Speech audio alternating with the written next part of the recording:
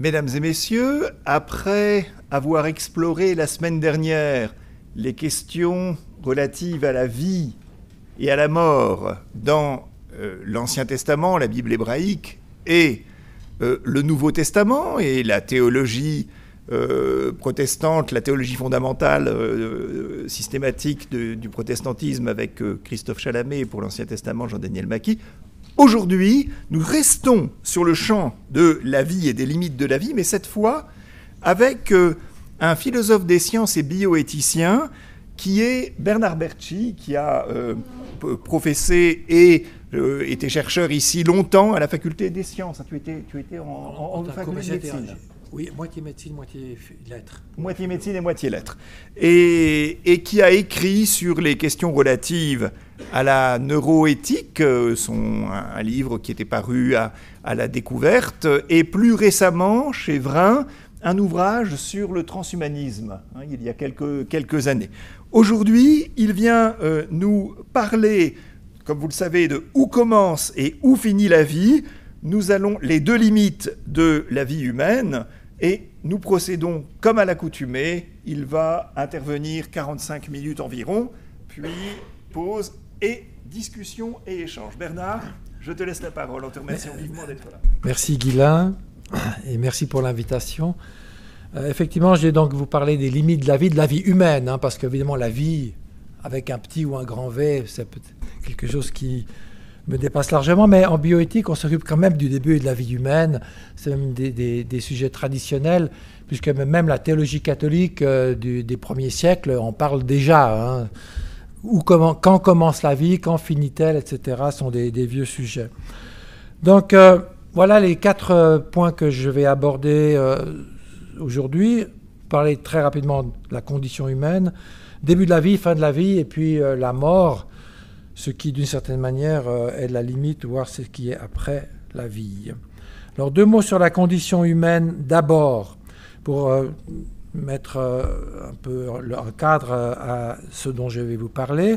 Je vais faire référence à Jean-Paul Sartre, qui est un philosophe français, comme vous le savez, du siècle passé, et qui, lui, ne voulait pas parler de nature humaine, contrairement à d'autres auteurs, mais préférait parler de conditions humaines, c'est-à-dire un ensemble de situations dans lesquelles l'être humain se trouve nécessairement.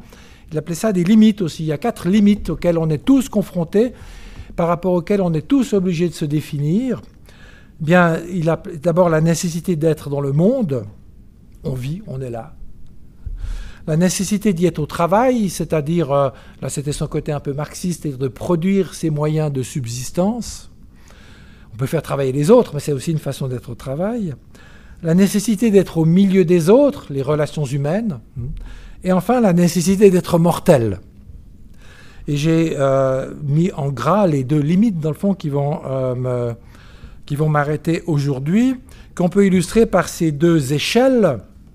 D'un côté, une échelle être dans le monde à gauche, où de l'embryon, on finit par être un être humain optimal. J'écris sur le transhumanisme, mais bon, c'est plutôt un clin d'œil, ce dessin-là. Ce n'est pas un autoportrait, en tout cas, rassurez-vous.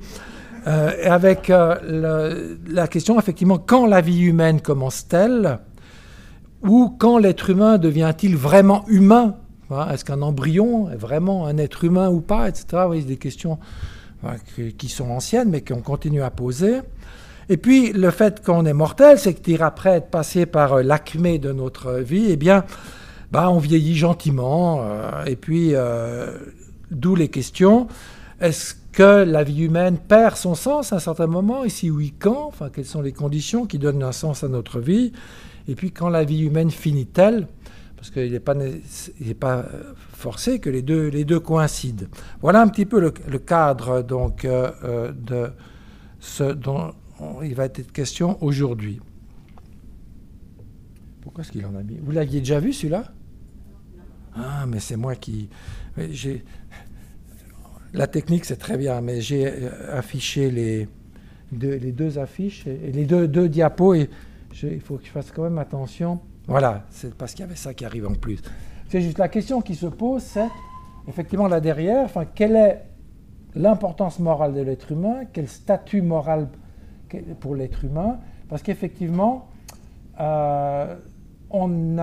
spontanément, on accorde une valeur particulière à l'être humain, mais quel être humain, depuis quand, jusqu'où, etc. Enfin, c'est des questions assez traditionnelles. Et la question du statut moral de l'être humain se pose. Alors, qu'est-ce que ça veut dire avoir un statut moral? Bon, ben, une définition assez classique de Marianne Warren qui dit que avoir un statut moral, c'est compter moralement ou avoir un rang moral. C'est être une entité envers laquelle les agents moraux ou peuvent avoir des obligations morales. L'idée est la suivante. Il y a des entités vers lesquelles on n'a pas d'obligation morale. Par exemple, un caillou. Mais il y a des entités envers lesquelles on a des obligations morales. Le paradigme, c'est l'être humain. Et entre le caillou et l'être humain, il y a vraiment plein de questions qui se posent. Pensez à la question, je ne vais pas vous en parler aujourd'hui, mais sur le statut moral des animaux, qui est largement discuté de nos jours. Alors cette question de statut moral, qui se double avec celle d'un statut juridique, est ancienne et on en observe essentiellement deux conceptions. Une conception catégorielle, c'est-à-dire noir et blanc, si vous voulez, qui est inspirée du droit romain et qui nous dit qu'il existe deux seuls statuts moraux ou juridiques dans le monde. Il y a les êtres qui sont des personnes et puis il y a les êtres qui sont des choses. Et il n'y a rien d'autre. Donc, on est soit une personne, soit une chose. Et le modèle de la personne, c'est l'être humain. Et puis les choses, c'est par définition quelque chose qu'on peut acheter ou vendre, qu'on peut posséder ou céder. D'où, dans le monde ancien, les esclaves qui étaient des choses. D'où, dans notre code juridique plus récent, les ennuis qu'on a eu à trouver un statut moral pour les animaux. Les animaux qui étaient des choses, puisqu'on peut les acheter et les vendre. Et comme vous le savez peut-être, notre code civil maintenant dit que les animaux ne sont pas des choses, mais qu'on va quand même les traiter comme des choses. Avec certaines limites, bien entendu, mais on continue à les vendre, à les manger, etc., ce qu'on ne peut pas faire avec des personnes humaines. Bien, et puis il y a une autre conception qui est inspirée plutôt d'Aristote, qui pense qu'il y a une hiérarchie de statuts moraux. Il y a évidemment les choses en bas, puis il y a des êtres vivants, et puis il y a les personnes humaines. Et ce qui fait que l'on dispose de tel ou tel statut, c'est nos qualités, nos capacités. Par exemple, les choses, c'est les êtres inanimés. Les vivants, ils sont doués de sensibilité, en tout cas les vivants animaux. On ne va pas s'occuper des végétaux ici pour l'instant. Et puis les personnes, elles sont douées de raison. Et ça, c'est effectivement la vieille définition qu'on trouve déjà chez Aristote, mais qu'on va trouver dans toute notre tradition, c'est que ce qui caractérise les personnes ou les êtres humains, les termes sont parfois employés comme synonymes, c'est qu'ils sont doués de raison, alors que les animaux, par rapport auxquels on se définit, ne sont pas doués de raison, mais sont doués de sensibilité, ils peuvent souffrir, ils peuvent éprouver de la douleur, etc. Et puis les êtres inanimés, c'est un peu différent. Donc comme vous le voyez, quand on attribue un statut moral à un être, eh bien, le principe pour attribuer ce statut, c'est d'aller voir quelles sont les capacités ou les propriétés qui définissent cette entité-là, qui définissent sa valeur intrinsèque, c'est-à-dire la valeur qu'il possède par lui-même, et non pas en fonction des relations qu'il entretient avec son entourage. On considère donc ce qui est moralement significatif pour donner une valeur à un être, c'est ce qu'il est, ce qu'il possède par lui-même, et non pas, par exemple, son utilité pour les autres, ou les relations affectives qu'il peut avoir avec les autres. Bien sûr, les relations affectives que l'on a, par exemple avec ses enfants, avec ses animaux domestiques, donnent de la valeur à ces êtres-là, mais ce n'est pas une valeur intrinsèque. Ce n'est pas parce qu'on aime ou qu'on n'aime pas quelqu'un qu'on doit ou non le respecter. On doit le respecter pour ce qu'il est, quoi qu'il fasse et quelles que soient ses relations avec autrui. Et donc, dans notre tradition morale, dans le fond, on fonctionne un peu de cette manière-là. On pense que chaque être a, surtout dans la conception un peu gradualiste aristotélicienne, chaque être a un certain nombre de capacités particulières qui lui donnent une valeur intrinsèque et on doit respecter cette valeur qui lui donne son statut social. Traditionnellement, on voit les choses comme ça. On a une conception gradualiste où les êtres, l'être humain, dans son développement, et les espèces sont placées sur une échelle, et plus on monte, plus il y a de valeur. Alors, Évidemment, il y a des questions délicates qui se posent à partir de là. Est-ce que les deux échelles sont comparables, hein? Est-ce que la mouche et l'embryon humain ont une valeur comparable? Mais ça peut vous paraître un petit peu tiré par les cheveux, bien que je pense que spontanément, effectivement, on a ce type de conception. On pense, par exemple, que plus un animal a des capacités développées, plus il a de valeur, hein. On donne plus de valeur à un grand singe qu'à une mouche, hein. De l'autre côté aussi, on pense que, prenez les débats sur l'avortement, plus l'embryon, le fœtus sont développés, plus il acquiert de valeur, plus il faut de raisons importantes pour pouvoir pratiquer une interruption de grossesse. La naissance étant en général quand même la limite au-delà de laquelle on ne va pas, mais que ça n'a pas toujours été le cas. Mais cette conception gradualiste pose toute une série de questions que je vais illustrer simplement très rapidement ici par un texte de Peter Singer. Peter Singer est un philosophe australien qui est à l'origine du mouvement de la libération animale. Et voilà ce qu'il dit. Nous pouvons évaluer la vie du fœtus selon les mêmes critères que ceux qui valent pour les êtres qui ont les mêmes caractéristiques que lui, sans qu'ils soient membres de notre espèce. Si l'on compare honnêtement le veau, le cochon et le poulet avec le fœtus, selon des critères moralement significatifs, c'est-à-dire leurs capacités, tels que la rationalité, la conscience de soi, la conscience, l'autonomie, le plaisir et la souffrance, etc., alors le veau, le cochon et le poulet viennent bien avant le fœtus, quel que soit l'état d'avancement de la grossesse. Car même un poisson manifeste davantage de signes de conscience qu'un fœtus de moins de 3 mois. Je ne vais pas développer cette question-là, mais c'est pour vous montrer tous les enjeux qu'il y a autour de cette question du statut moral, c'est-à-dire de la valeur intrinsèque qui est attribuée aux différents êtres et aux différents stades de l'être humain. Alors on va revenir à l'être humain et à ses différents stades et on va parler du début de la vie. D'abord, quand la vie humaine commence. Ça va me rajeunir en tout cas, et puis peut-être vous aussi, parce que il y a longtemps que ça s'est passé. Malheureusement, on en garde assez peu de souvenirs, même si certains psychanalystes pensent qu'on peut se rappeler de la vie intra-utérine. Personnellement, j'ai les plus grands doutes à ce sujet-là. Mais bon, ce n'est pas de cela dont je vais vous parler. La question du début de la vie, quand la vie humaine commence-t-elle, ou quand l'être humain acquiert-il une valeur qui fait qu'on doit le respecter, est une question très ancienne. Et alors on pourrait trouver des textes d'Aristote, de Platon là-dessus, mais je ne vais pas remonter aussi loin. Je vais remonter simplement au Moyen-Âge, parce que là, ça s'est posé sous la forme de la question de l'animation. Quand l'âme humaine descend-elle dans le fœtus? Et déjà, pendant les premiers siècles de l'ère chrétienne, les débats étaient extrêmement vifs. On a des fois l'impression que l'Église catholique est une sorte de monolithe qui ne change jamais d'avis. Pas du tout. Les débats sont aussi vifs à l'interne qu'à l'externe, sauf que, bon, de temps en temps, le magistère prend une décision définitive. Mais par exemple, prenez Basile de Césarée, il pense que l'âme rationnelle est unie au corps à la conception. On appelle ça l'animation immédiate. Augustin d'Hippone, il pense que l'âme rationnelle est unie au corps à la première respiration, c'est-à-dire à la naissance.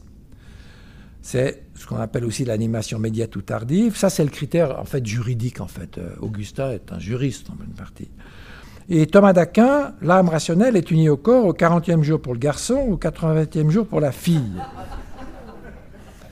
Vous me direz, peut-être qu'il est un peu macho, je ne sais pas, mais s'il s'appuie, sur quoi il s'appuie? Parce qu'on se demande, mais qui lui a donné cette idée-là? Ben, c'est assez simple en fait. Alors 40e jour, ça vient d'Aristote. C'est lui qui dit c'est au 40e jour parce que c'est à ce moment-là que la mère sent le bébé bouger. Et bouger, c'est le critère de la vie. Mais pourquoi 80 chez la fille? Bien parce qu'il est dit dans un livre de la Bible, actuellement, les théologiens savent beaucoup mieux que moi, que tout prend 2 fois plus de temps chez les filles. Voilà. Mais bon, c'est un peu anecdotique, mais ça montre que les débats existent depuis longtemps. Et ces 3 personnages, c'est pas n'importe qui, c'est des saints. C'est des gens qui ont été reconnus comme docteurs de l'Église. Vous voyez, ce ne sont pas des dissidents qui ont dit des trucs qui leur ont valu le bûcher. Pas du tout. Voilà quels sont les débats. Alors, c'est vrai qu'actuellement, l'Église catholique affirme plutôt suivi Basile de Césarée, même si c'est un orthodoxe au sens habituel du terme, en pensant qu'effectivement, il y a en tout cas, c'est une position un peu plus compliquée, mais qu'on doit considérer que l'embryon est une personne humaine dès la fécondation. notamment parce qu'on ne peut pas prendre le risque de se tromper là-dessus. Mais cela dit, alors dès cette époque, comme vous le voyez, et par la suite aussi, il y a eu l'idée des seuils de personnalité. On s'est demandé quand l'embryon devient-il vraiment humain, avec parfois une échelle de valeur effectivement qui s'accroissait. Eh bien, la fécondation, c'est évidemment, personne n'est remonté au-delà. La ligne primitive, ça c'est beaucoup plus récent, ligne primitive ou le 14e jour. D'ailleurs, les Français viennent de le mettre dans leur loi pour autoriser la recherche sur les embryons jusqu'au 14e jour. Ça vient de 1984, le rapport de Warnock, qui est un rapport anglais, qui se posait justement la question, mais jusqu'à quand peut-on faire des expérimentations sur les embryons surnuméraires qui n'ont pas été utilisés pour des fécondations. Ils ont dit le 14e jour parce qu'au 14e jour, il se passe quelque chose d'assez particulier. C'est la perte d'une capacité qu'on appelle la totipotentialité. En 2 mots, c'est très simple. Un embryon de moins de 14 jours, si vous le coupez en 2, ça fait 2 jumeaux. Plus de 14 jours de l'apparition de la ligne primitive, vous le coupez en 2, il meurt. Donc c'est l'idée qu'à partir du 14e jour, l'apparition de la ligne primitive, il y a une structure, l'embryon se structure et devient un individu, au sens étymologique du terme, on ne peut plus le diviser, sinon il meurt. L'apparition du néocortex ou de structures cérébrales, c'est l'idée que dans le fond, puisque ce qui fait une personne, c'est la rationalité, c'est la capacité d'éprouver de la douleur, etc., il faut au moins avoir un embryon de cerveau pour pouvoir penser ou souffrir. Donc ça nous met plus loin. La naissance, ça c'est le droit. Un enfant a la personnalité juridique à la naissance. Et puis, pourquoi je vous ai mis dire « je » ? C'est parce qu'il y a un philosophe qui n'est pas tout à fait un inconnu, qui s'appelait Emmanuel Kant, un Allemand du XVIIIe siècle, et qui a dit que l'enfant, dans le fond, vous savez, on a tous remarqué ça avec nos enfants et nos petits-enfants, ils parlent d'eux à la 3e personne, jusqu'à vers 2 ans. Puis tout d'un coup, ils disent « je ». Eh bien, Kant dit, là, il se passe quelque chose, l'enfant ne fait plus que se sentir, il se pense, il a un concept du moi, et il devient une personne. Il n'a jamais tiré de conclusion sur le fait qu'on pouvait tuer les enfants avant qu'ils disent « je ». Parce que pour Kant, si on n'a pas une personne, on a une chose. Il prend en plus de ça les catégories du droit romain. Mais voilà, c'est sans doute celui qui, à ma connaissance, est allé le plus loin en pensant que l'enfant devient une personne seulement à partir de 2 ans, en gros. Bien, et devenir une personne est important. Alors, pour tous les auteurs de notre tradition, là je recite 3 des auteurs importants. Alors, le premier, Thomas d'Aquin, on en a déjà parlé, c'est quand même celui qui est à l'origine de toute la doctrine catholique et qui dit que le particulier et l'individu se vérifient d'une manière encore plus spéciale et parfaite dans les substances raisonnables, c'est-à-dire dans les individus de raison, qui ont la maîtrise de leurs actes. Ces individus-là ne sont pas simplement agis comme les autres, ils agissent par eux-mêmes. De là vient que parmi les autres substances, les individus de nature raisonnable ont un nom spécial, celui de personne. Raisonnable ou rationnel, c'est le même mot en latin. Donc c'est l'idée très simple que les individus doués de raison sont des personnes. Donc pour être une personne, il faut être doué de raison. John Locke, le père du libéralisme au sens politique et moral du terme, c'est-à-dire la théorie des droits de l'homme, en gros, dit ceci: il faut voir ce qu'emporte le mot de personne. C'est à ce que je crois un être pensant et intelligent, capable de raison et de réflexion, et qui se peut consulter soi-même comme le même, comme une même chose qui pense en différents temps et en différents lieux. C'est un être qui a une identité personnelle, qui a conscience de lui-même, mais le mot n'existe pas en anglais encore, ni en français d'ailleurs à l'époque. Et enfin, Emmanuel Kant, posséder le je dans sa représentation, c'est-à-dire avoir un concept de soi-même. Ce pouvoir élève l'homme infiniment au-dessus de tous les autres êtres vivants sur la Terre. Par là, elle est une personne, c'est-à-dire un être entièrement différent par le rang et la dignité, de choses comme le sont les animaux sans raison dont on peut disposer à sa guise. Voilà, on ne le dirait plus comme ça de nos jours, c'est clair, mais bon, c'est un auteur du XVIIIe siècle. Mais on voit bien l'opposition qu'il y a et l'importance du fait d'être une personne. Oui, pourquoi c'est si important de se dire, mais quand l'être humain devient-il une personne ? Ce qu'on traduit des fois par l'expression « quand la vie humaine commence-t-elle ?»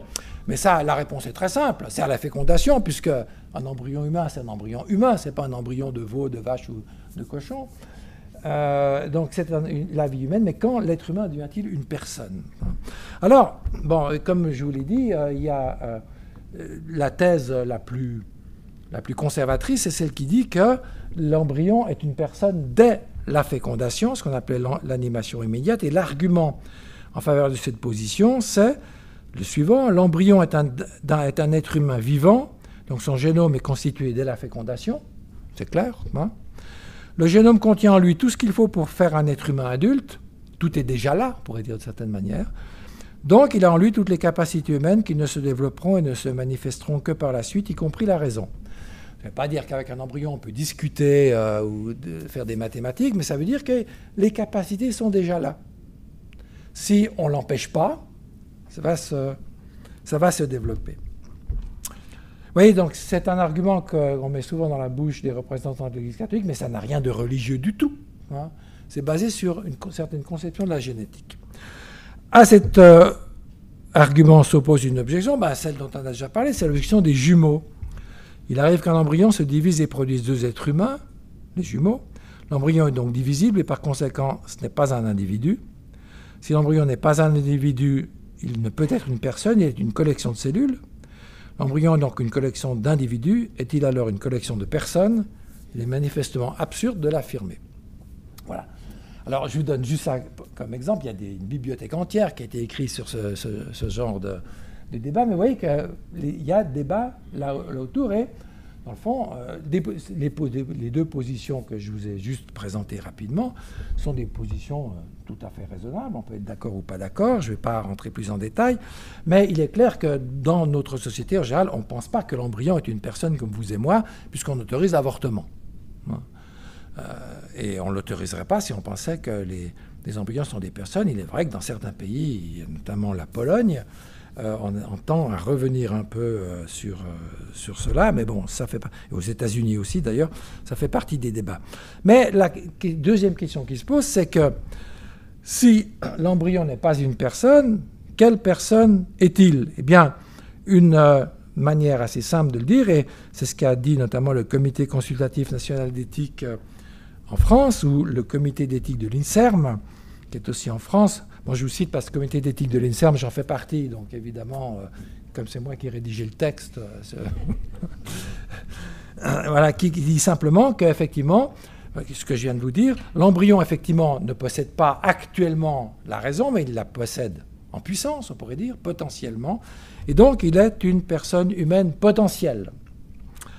D'où une deuxième question, évidemment, mais alors avant d'être une personne potentielle, il est quoi? Alors Kant nous a dit c'est une chose. Thomas d'Aquin, je n'ai pas développé, mais il pense que c'est dans le fond que l'être humain, c'était une idée intéressante au XIIIe siècle, récapitule le développement, enfin non pas l'évolution, parce qu'il n'y a pas d'évolution pour eux, mais récapitule les différents degrés d'être. L'embryon humain, d'abord comme une plante, il a une âme végétative, ensuite il devient comme un animal, il a une âme sensitive, enfin il a une âme rationnelle. Vous voyez ?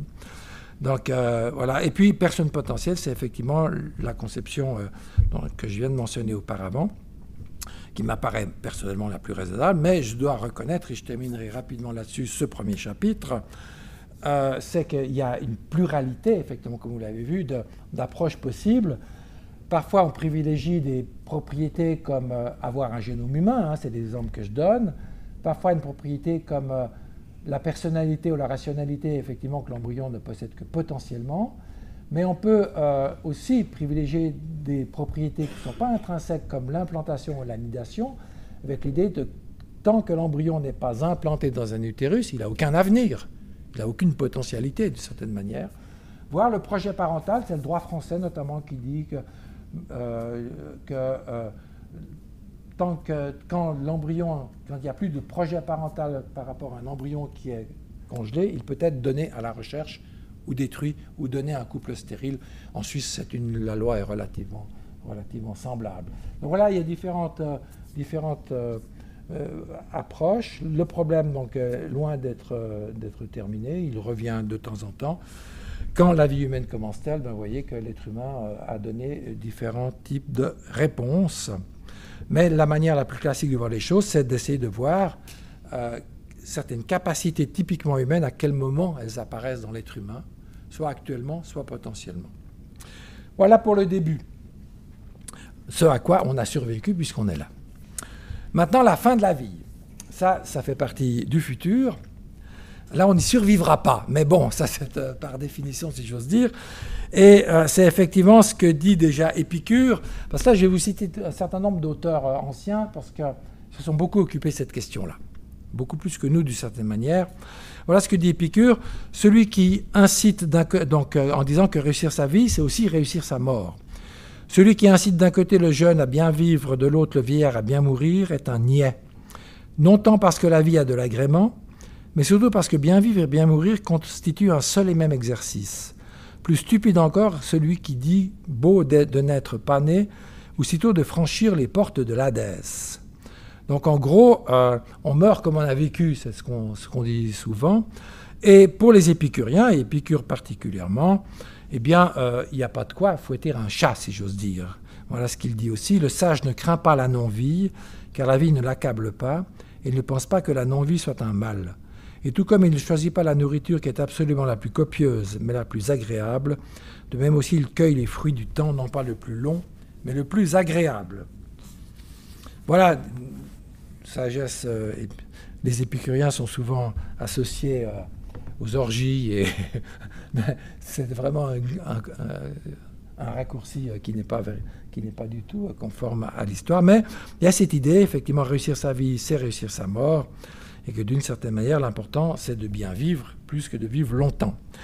Mais il est clair que, et déjà dans l'Antiquité, on le souligne, qu'il faut éviter de confondre deux choses, la peur de la mort et la peur de souffrir.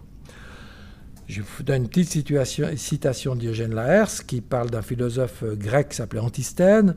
Comme Antisthène lui disait, il parle à Diogène, « Qui pourrait me délivrer de mes maux ?» Un autre Diogène, c'est Diogène le cynique, celui qui vivait dans son tonneau. Diogène le cynique lui montra sa petite épée et dit ceci. Mais Antisthène reprit, « J'ai dit de mes maux, pas de la vie. » Et encore de nos jours, les débats autour de la fin de vie, on se rend bien compte que quand des soins palliatifs sont établis de manière efficace, les demandes de mourir diminuent énormément. Donc, effectivement, avoir peur de souffrir ou craindre la souffrance, c'est pas une chose qu'avoir crainte de la mort. Mais la mort fait quand même peur, en tout cas à beaucoup d'êtres humains, et ceci de manière tout à fait justifiée, je pense, parce qu'elle est un mal et la vie est un bien. Et déjà, Euripide le soulignait en mettant dans la bouche d'un de ses personnages, « Ce ne sont que paroles en l'air, je le vois bien, quand les vieillards appellent de leur vœu la mort, en récriminant contre leur vieillesse et leur long bail avec la vie. Dès qu'approche la mort, aucun ne veut mourir. La vieillesse a cessé de leur être pesante. » Il court chez le médecin, évidemment. Voilà, mais l'idée que la mort est un mal et que c'est quelque chose qui fait peur est assez constant dans la littérature. Quelques citations aussi de l'auteur suisse Robert Walser. « La mort se tient derrière moi, regarde, de même que tu reçois maintenant mon haleine, de même elle me souffle son atroce haleine froide au visage. Et ce souffle me fait sombrer, cela m'arrache la poitrine. » Tolstoï, dans La mort d'Ivan Ilitch, Ivan Ilitch, face à une mort imminente, s'exclame « Je ne serai plus, mais qu'y aura-t-il donc ? Rien du tout, et où serai-je quand je ne serai plus? Est-ce la mort? Oh, je ne veux pas. » Deux auteurs, autrices qui sont des philosophes contemporaines, la dernière d'ailleurs est encore en vie, Philippa Foot, elle lui dit ceci: « Le fait est que, quel que soit le point de vue sur les biens et les maux que la vie peut contenir, il semble qu'une vie avec plus de mal que de bien pourrait encore être elle-même un bien. Car le simple fait de vivre a de la valeur en soi, quels que soient les biens et les maux dont on souffre. » Ou Francis Cam, « Les gens peuvent vouloir rester vivants seulement parce que l'alternative est un néant posthume. » Souvenez-vous d'Ivan Ilitch, qui dit effectivement « mais je ne serai plus ». Et qu'une vie même malheureuse reste préférable au mal du néant. Donc la mort est perçue comme un mal. Comment la gérer? Eh bien, Montaigne y avait déjà beaucoup réfléchi en disant que le but de notre carrière, c'est la mort. C'est l'objet nécessaire de notre visée. Si elle nous effraie, comment est-il possible d'aller un pas avant sans fièvre? Le remède du vulgaire est de n'y penser pas. Mais de quelle brutale stupidité lui peut venir un si grossier aveuglement? Les jeunes et les vieux laissent la vie de même condition. Nul n'en sort autrement que comme si tout présentement il y entrait. Alors, Montaigne a été confronté, puisqu'il y a une épidémie de peste quand il était maire de Bordeaux. Il se trouvait à l'extérieur de Bordeaux. Il a évidemment pris bien soin de ne pas rentrer en ville tant que l'épidémie durait. Mais enfin, on peut difficilement lui en vouloir quand même. Mais ce que nous dit Montaigne, c'est qu'effectivement, de ne pas y penser n'est pas une solution. Donc il faut y penser bien. Et un bon moyen de le faire, c'est de faire de la philosophie. Bon, cela dit, effectivement, dans l'histoire de la pensée humaine, il y a différents arguments qui ont été proposés pour essayer de conjurer cette peur de la mort et ce mal qu'est la mort. Et le premier, c'est chez les stoïciens. Et d'où et les épicuriens aussi, d'ailleurs, ils sont tout à fait d'accord sur cette question-là. Voilà ce que nous dit Sénèque. Si vous plaignez les morts, plaignez aussi ceux qui ne sont pas nés. La mort n'est ni un bien ni un mal, car pour être un bien ou un mal, il faut qu'une chose soit. Ce que nous dit Sénèque, c'est qu'en fait, la mort n'existe pas. Alors vous me direz, c'est un peu bizarre. Pourquoi? Il s'appuie sur un argument d'Épicure que je vous ai mis juste dessous. Celui de tous les mots qui nous donne le plus d'horreur, la mort n'est rien pour nous. Puisque tant que nous existons nous-mêmes, la mort n'est pas. Et quand la mort existe, nous ne sommes plus. Donc la mort n'existe ni pour les vivants, ni pour les morts, puisqu'elle n'a rien à faire avec les premiers et que le second ne sent plus. Et il est complètement irrationnel de craindre quelque chose qui n'existe pas. C'est comme les fantômes et tout ce que vous voulez. Voilà. Je ne sais pas si vous aurez été convaincu, auquel cas, mais ce n'est pas le seul argument qu'on trouve dans la littérature. Il y a aussi un argument existentiel qui repose, que Francis Cam, dont je vous ai déjà parlé, que Francis Cam mentionne. On reconnaît que la mort est un mal, et donc une réalité, et on essaie de la gérer. Alors, la mort est un mal, dit Francis Cam, car elle comporte 3 facteurs. Un facteur d'insulte. La mort implique la destruction et le déclin d'une personne, une sorte d'insulte à soi-même. Facteur de privation, parce que la mort fait qu'un être a eu moins de bien de la vie qu'il aurait pu en avoir autrement. En continuant. Je me souviens quand Pascal de la Murat, c'est notre conseiller fédéral qui était atteint d'un cancer dont il est mort, il disait « Mais enfin, j'ai encore tellement de choses à faire. » Voilà, c'est un peu cette idée-là, mais on peut penser plus simplement, on a envie de voir nos petits-enfants grandir, de voir ce qu'ils vont devenir, etc. Puis un facteur d'extinction, la mort implique qu'une chose qui existait auparavant disparaisse définitivement. C'est le néant, hein. Le monde va continuer sans moi. Et ça peut paraître un peu frustrant. Alors, Francis Cam, dans son bouquin qui s'appelle Morality, Mortality, nous donne quelques petits conseils en disant que celui qui veut être en paix avec son destin minimisera son inquiétude concernant le facteur de privation si les biens les plus importants de sa vie sont tels qu'en avoir plus et plus longtemps n'augmente pas la somme totale de ce qu'il a eu. Et effectivement, cela paraît vrai de certains biens les plus importants, comme avoir un caractère vertueux et connaître des vérités importantes qui, une fois qu'on les possède, sont complets par eux-mêmes. Plus on peut apprécier les réussites de sa vie, moins on dépend de la vie future. Ensuite, si l'on n'est pas trop sensible aux affronts personnels et qu'on comprend que la vulnérabilité n'a pas d'effet sur notre mérite intrinsèque, le facteur d'insulte sera moins important. Enfin, si l'on apprécie les biens de la vie, plus qu'on ne languit après l'assurance de leur permanence ou de la nôtre, on ignorera la suggestion inspirée par le facteur d'extinction qu'on devrait éviter les biens de la vie afin d'éluder leur fin et la nôtre. Elle fait allusion à ceux qui mènent une vie hygiéniquement tellement importante, tellement forte qu'ils oublient de jouir des plaisirs de la vie. Elle, c'est une amatrice de bon vin, notamment. Mais effectivement, ça raccourcit la vie. Quoi que les viticulteurs français nous disent. Bien, c'est un deuxième argument, vous voyez, qu'il s'agit, dans le fond, de gérer, d'essayer de réussir à faire des choses qui donnent un sens à la vie que l'on mène, d'où le thème du sens de la vie. Puis, le troisième argument, c'est l'argument de la sagesse qui consiste à dire, comme Sénèque, que dans le fond, il faut se désintéresser de la question. Voilà ce qu'il dit. « Réfléchis journellement aux moyens d'abandonner paisiblement cette vie à laquelle bien des hommes s'attachent et se retiennent, comme ceux qu'un torrent emporte s'accrochent aux ronces et aux rocailles. L'humanité en général flotte misérablement entre la crainte de la mort et les afflictions de la vie. Ils répugnent à vivre et ne savent pas mourir. Rends-toi donc la vie heureuse en abdiquant à son égard tout souci. » faut pas se soucier de la vie et de sa durée, il faut juste se soucier des biens que l'on peut faire être pendant sa vie. Et d'ailleurs, de manière générale, les stoïciens pensent qu'il ne faut pas s'occuper de ce qui ne dépend pas de nous. On ne peut rien y faire. On va mourir, on ne peut rien y faire. Donc il faut s'en désintéresser. Et voici une traduction contemporaine que j'aime bien montrer parce que, je vous dirai pourquoi après. Un petit livre qui s'appelle « Le manuel de sagesse du monde ordinaire » qui nous donne des conseils en les numérotant. Comme vous voyez, l'auteur Joseph Bochensky était un prof de logique mathématique. Donc. Premièrement, agis de sorte que tu puisses vivre heureux longtemps. Deuxièmement, protège avant tout ta vie et ta santé. Troisièmement, ne sois pas, 2.01, ne sois pas imbécile, ne te fais pas tuer. Et de 1, quand la vie te semble être certainement et irrémédiablement insupportable, suicide-toi. Vous avez vu comme il est habillé, c'est un père dominicain. Ça ne lui a pas valu beaucoup d'eau bénite de la part de Rome. Mais enfin, bon, ce n'est pas devenu un best-seller non plus. Mais c'était mon prof à l'université de Fribourg, quelqu'un que j'admirais beaucoup et qui m'a beaucoup influencé. Et donc, voilà, une autre raison pour laquelle j'aime le citer. Vous voyez, il insiste aussi sur le fait de vivre heureux, sur le fait de la qualité de vie. Et effectivement, la question de la qualité de vie est aussi un sujet qui est lié à cela.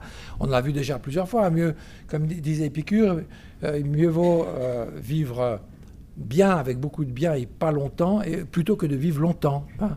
Comme les mets, il faut aimer les mets les plus goûteux, pas la plus grande quantité de nourriture. Et il y a plusieurs théories concernant la qualité de vie sur cette question aussi. Bon, on pourrait vous dire que dès que vous posez une question à un philosophe, vous obtenez plusieurs réponses. C'est sûr, même parfois plusieurs réponses par personne.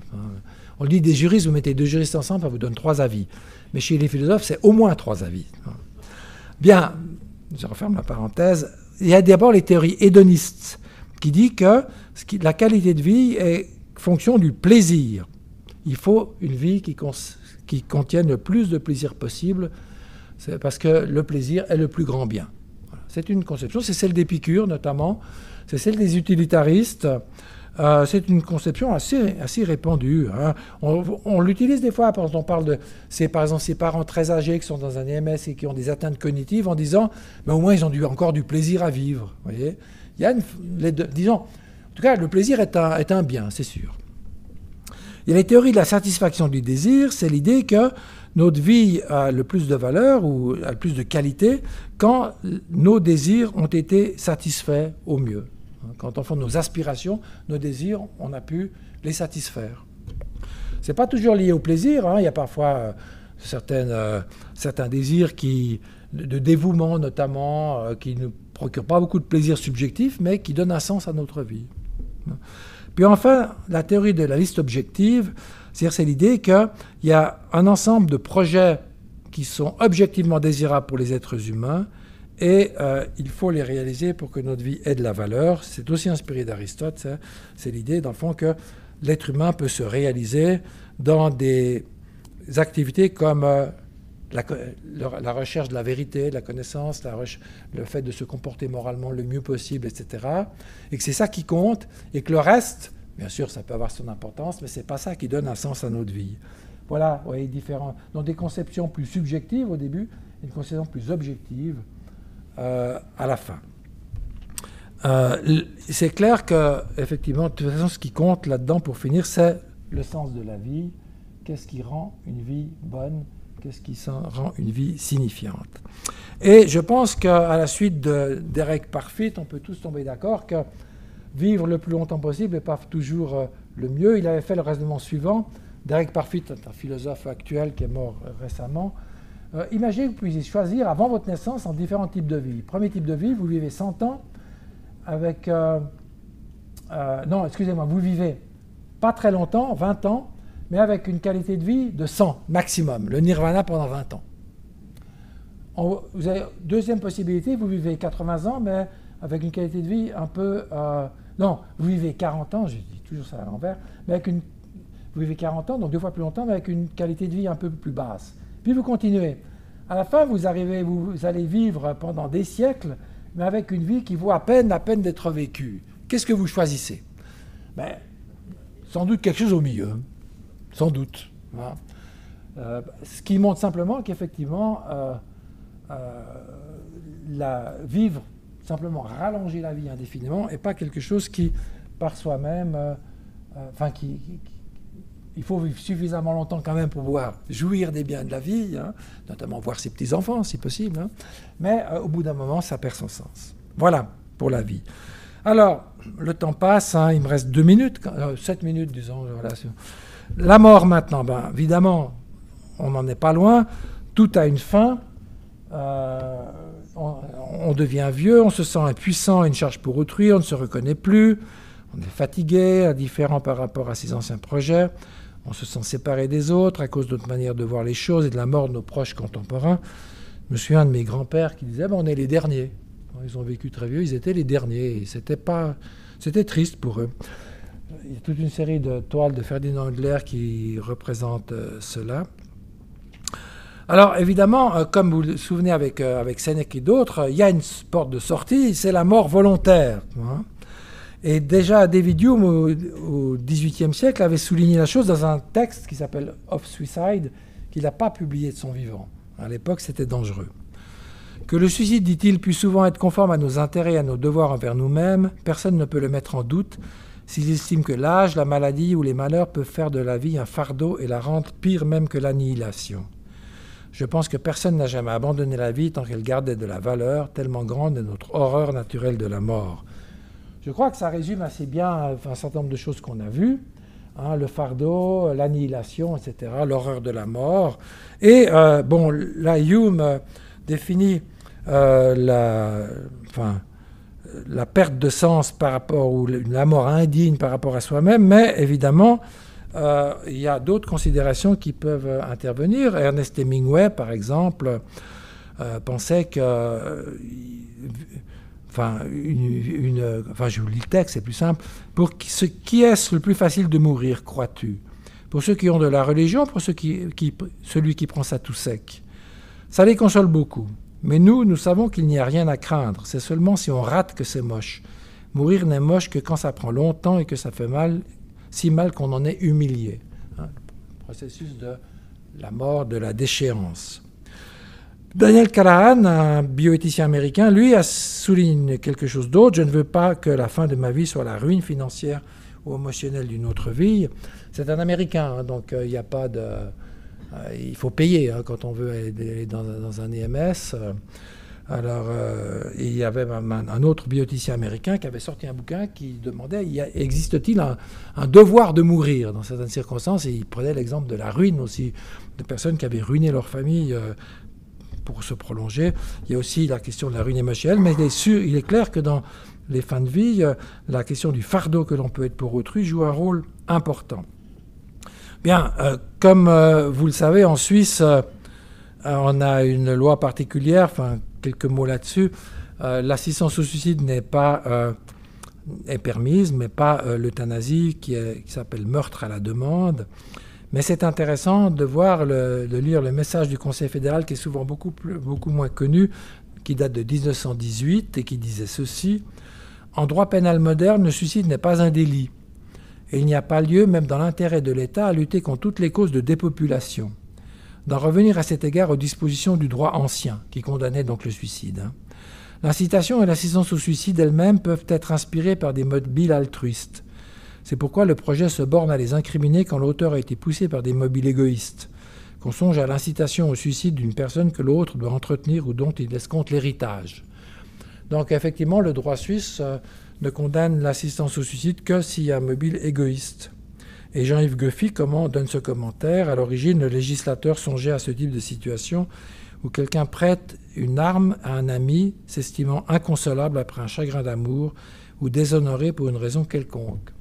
Et ça aussi, il faut peut-être le souligner, en Suisse, contrairement à nos autres pays, il n'y a pas l'assistance au suicide n'est pas liée à un état de santé, n'est pas liée à une maladie. Non. La chose devient plus compliquée dans les faits parce que la substance utilisée, qui est le pentobarbital sodique, on ne peut l'obtenir que sur prescription, donc ça inclut un médecin qui ne peut prescrire que des médicaments à des gens malades. chose est plus compliquée. Mais le droit suisse, c'est simplement constate sur le fait que le suicide n'étant pas un délit, on ne peut pas condamner quelqu'un qui aide quelqu'un d'autre à faire quelque chose de permis, tout simplement. Et ça s'arrête là. Mais le débat était très ancien, et traditionnellement, c'était la question de l'euthanasie, où il y a toute une série de distinctions entre l'euthanasie passive, active indirecte, active directe, l'euthanasie volontaire, non volontaire ou contre la volonté, alors qu'il a reçu ensuite de différentes appellations. L'euthanasie passive, c'est quand on arrête les soins, donc qu'on refuse l'acharnement thérapeutique ou l'obstination déraisonnable. L'euthanasie active indirecte, c'est quand on donne un médicament qui va raccourcir la vie, mais pas pour la raccourcir, mais pour lutter contre les souffrances, etc. Et maintenant, souvent, quand on parle d'euthanasie, on parle de l'euthanasie active directe volontaire, ce que le droit suisse appelle meurtre à la demande. Mais il y a différentes possibilités sur lesquelles je ne vais pas entrer parce que je ne vais pas aller trop longtemps, parce que j'aimerais quand même vous dire dans les 4 minutes qui restent, évidemment j'ai pris du retard comme c'est toujours le cas, parler du moment de la mort, puisqu'on avait souligné au tout début, je l'ai dit, mais dans le fond, quand l'être humain meurt-il, eh bien, il y a eu ce cas de Nancy Cruzan, qui était le suivant. Donc, après un accident de voiture qu'il a laissé dans un état végétatif persistant, sa famille a saisi les tribunaux pendant 3 ans jusqu'à la Cour suprême des États-Unis. C'est dans les années 1990, et vous avez dessous, elle est née en 57, elle est partie en 83, et elle est partie en 83, c'est-à-dire qu'elle est tombée en état végétatif persistant en 83, et on a débranché l'appareil qu'en 1990. Non, mais c'était un des premiers cas. Actuellement, les choses se passent quand même un peu plus simplement. C'est un des premiers cas auxquels on a été confronté. Il y a eu Nancy Cruzan, il y a eu 1 ou 2 autres cas, et le droit n'était pas outillé pour régler ces questions-là. Alors, mais la question des états végétatifs, quand l'être humain part-il, d'une certaine manière, est toujours là. Et maintenant, on essaye d'utiliser l'imagerie cérébrale pour essayer de voir si les personnes qui sont dans le coma sont en état, ce qu'on appelle minimalement conscient, c'est-à-dire certaines communications avec le monde extérieur, ou plus du tout. C'est son état végétatif persistant. Il y a eu des cas assez étonnants. Et voilà deux petits textes pour l'illustrer. Je terminerai par là. Alva Noé raconte le cas troublant d'une femme belge qui avait été diagnostiquée par erreur comme étant dans un état végétatif, jusqu'au moment où il était découvert que l'attaque cérébrale dont elle avait souffert avait endommagé un nerf crânien, l'empêchant d'ouvrir les yeux. En réalité, elle était restée pleinement consciente tout le temps et de plus entendait des conversations des médecins à son chevet, se demandant s'il fallait la garder en vie ou non. Les cas aussi avec ce qu'on appelait celui qui avait écrit ce bouquin, Le scaphandre et le papillon, qui ont des atteintes du tronc cérébral et qui fait qu'ils ont l'air complètement morts, mais ils ne le sont pas. Et puis certains ont utilisé l'imagerie cérébrale donc, pour essayer de se rendre mieux compte. Et Owen notamment et ses collègues ont examiné la fonction cérébrale d'une femme de 23 ans en état végétatif suite à un accident de la route, et ils ont proposé à la patiente des tâches telles qu'imaginer qu'elle joue au tennis ou qu'elle se déplace dans sa maison. L'imagerie cérébrale a montré que l'activité de son cerveau était comparable à celle d'un individu normal effectuant les mêmes tâches mentales. Bon, il faut un petit peu... quelques petits bémols là-dedans, mais cela dit, on a dit à la personne qui était donc... pour qui on avait utilisé un appareil d'imagerie cérébrale qu'on avait branché sur le crâne, de penser à qu'elle joue du tennis pour dire oui, et penser qu'elle est dans sa cuisine pour dire non. Et on lui posait des questions, elle répondait quand même. Parce que ça s'allume à des endroits très différents du cerveau. Et avec ça, on est arrivé, alors pas avoir un dialogue avec elle, mais on a l'impression qu'elle comprenait les questions qu'elle posait et qu'elle y répondait. Et ça, ce sont des pistes pour essayer de mieux voir quand les individus meurent ou non. Voilà, donc vous voyez qu'il y a encore pas mal de choses à faire là-dedans, et la question de savoir quand meurt-on exactement, bon, parfois c'est assez clair, mais il y a des cas où c'est beaucoup plus difficile à déterminer, et c'est important pour la médecine de transplantation, bien entendu, parce que si vous avez donné vos organes, alors évidemment, il y a le film des Monty Python, vous avez peut-être vu, où les gens qui ont des cartes de donneur, on vient chez eux quand ils sont en pleine forme et puis qu'on leur prélève le foie sur le moment. C'est un peu le fantasme et l'inquiétude. On aimerait, quand on donne nos organes, qu'on soit vraiment mort. À moins d'être comme Sénèque et de penser que de toute façon, on meurt souvent un peu trop tard. Voilà, mais je vous remercie beaucoup. Un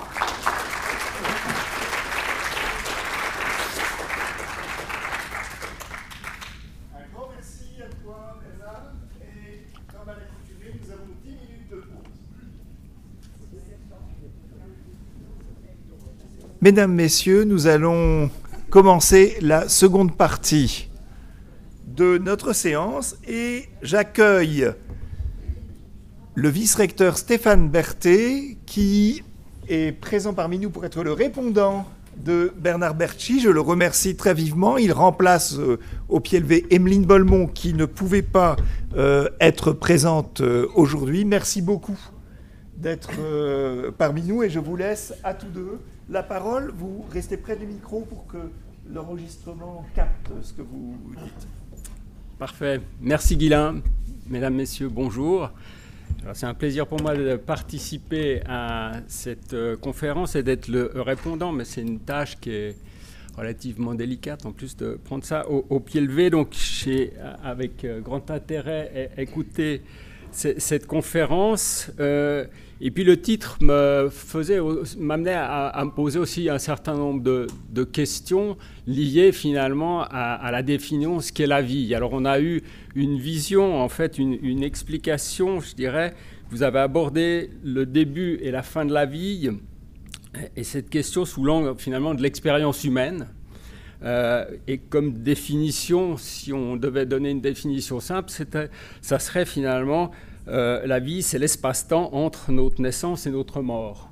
Donc c'est une question de temps et on a vu que le début même pose un certain nombre de questions puisque on a vu que de définir à quel moment on peut dire qu'on a affaire à un être humain, comment on considère l'embryon, il y a différentes versions. Donc ce marquage en fait du début de la vie est quelque chose sur lequel on s'interroge toujours. Sur la fin, c'est un peu plus précis, mais on l'a vu aussi que ce n'est pas toujours évident. Et donc, il y a cette question qui est liée au vivant, qui n'est pas aussi facile, mais c'est que la vie est quelque chose de très concret pour nous tous. Et en même temps, je me disais, en écoutant, c'est un peu la même chose que pour le temps.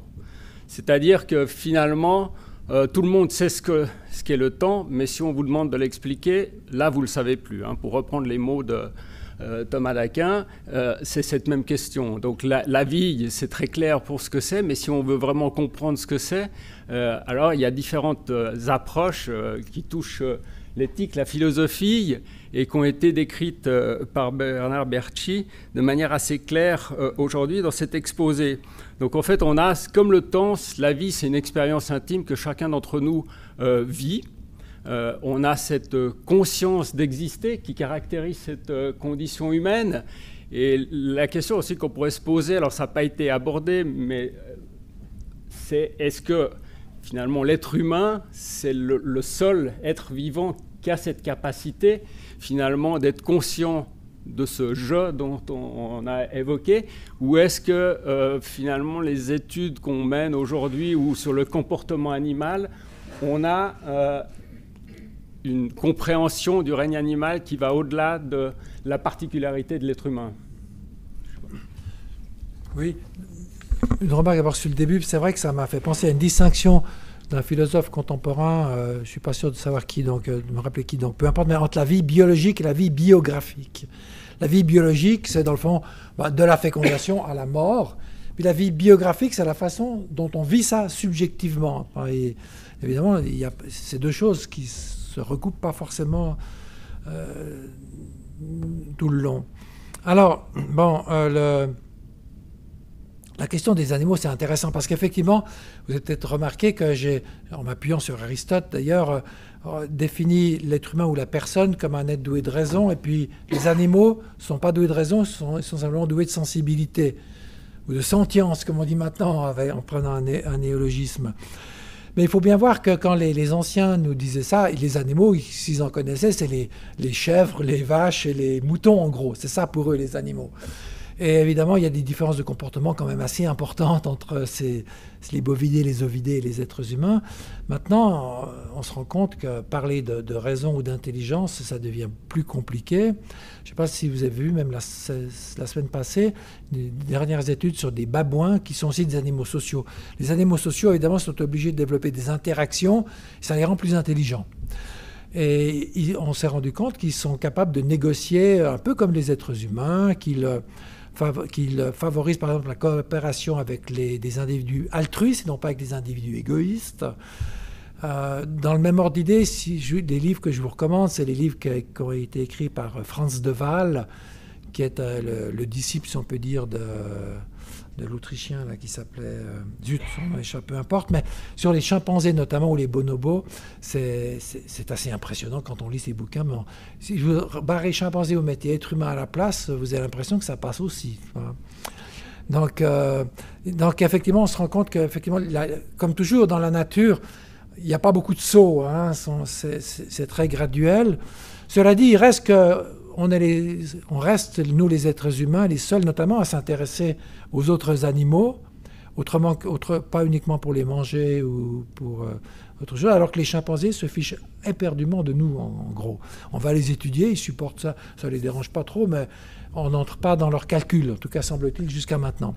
Donc il y a quand même des différences, il y a le langage parlé évidemment qui fait pour nous la grosse différence, parce qu'évidemment, les animaux, il y a bien un langage, mais ce n'est pas du tout un langage qui rentre dans les mêmes subtilités que nous. Donc, et Peter Singer, que je vous ai cité, lui pense qu'on doit considérer comme des personnes, c'est-à-dire comme des êtres doués de raison, toute une série d'animaux, et il hésite même pour les poules. Voyez. Mais bon, lui a une conception extrêmement libérale de qui compte comme personne, et comme il défend les droits des animaux, bon, on comprend aussi qu'il y a un côté un peu peut-être tactique ou stratégique à cette façon de voir. Donc c'est vrai, effectivement, on a une vision très anthropocentriste, hein, qui se remarque même maintenant pour prendre ces événements tragiques de la guerre qu'il y a au Proche-Orient. Il y a un ministre israélien qui a dit, en parlant du Hamas, ce ne sont pas des êtres humains, ce sont des bêtes. Hein.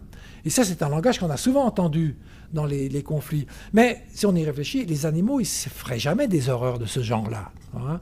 On projette dans les animaux... ou dans la bestialité, comme on le disait, dans le fond, tous les comportements qu'on estime indignes d'un être humain. Mais les animaux n'ont pas de comportement de ce type-là. Donc l'animal, c'est vraiment aussi un repoussoir dans nos traditions. Dans la même, je dirais, dans la même veine, on a parlé à la fin de la mort, on a évoqué le suicide. Là aussi, c'est quelque chose qui est propre à l'être humain. Alors, est-ce que c'est lié au fait de la conscience de la vie, la conscience d'être et d'exister, ce jeu qu'on a évoqué, parce qu'il me semble que dans le règne animal, c'est quelque chose qui n'arrive jamais, donc qui est propre à cette conscience de la vie, de l'existence. Oui, alors, effectivement, la plupart des animaux, d'ailleurs, parce que disent certains auteurs, ils n'ont pas de désir à long terme comme l'être humain a, désir qui peut porter sur toute la vie.